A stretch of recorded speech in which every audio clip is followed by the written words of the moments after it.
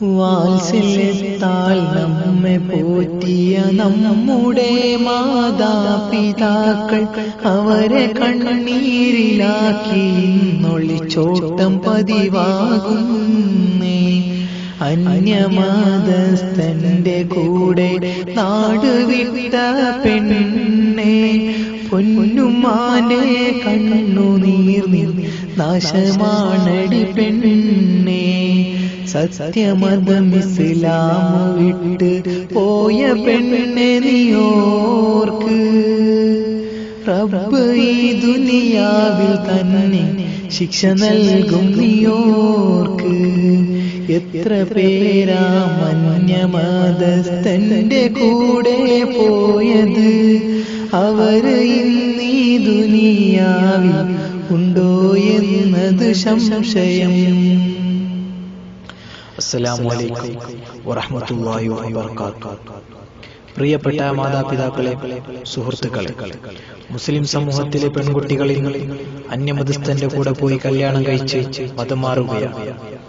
ഇതിന് കാരണം നാളെ പരലോകത്ത് രക്ഷപ്പെടാനുള്ള അറിവ് നൽകാതെ നാം നാളെ തീരാനുള്ള ദുനിയാവിൽ പണം സമ്പാദിക്കാനുള്ള അറിവ് നൽകുകയാണ്.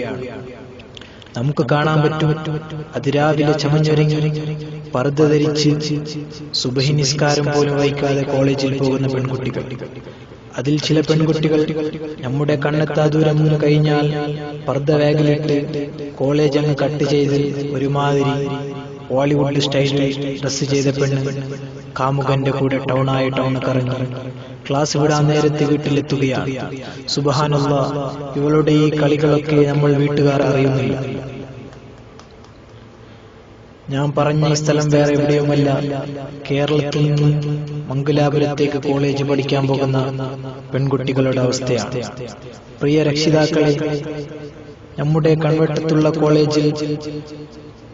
കോളേജിൽ ചേർത്തുള്ള വിദ്യാഭ്യാസം നമ്മുടെ പെൺമക്കൾക്ക് മതിയാവില്ല.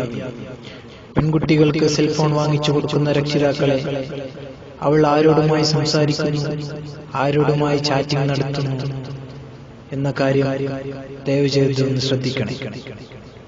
പ്രിയ പെങ്ങളെ, നീ ഒന്ന് ചിന്തിക്കൂ.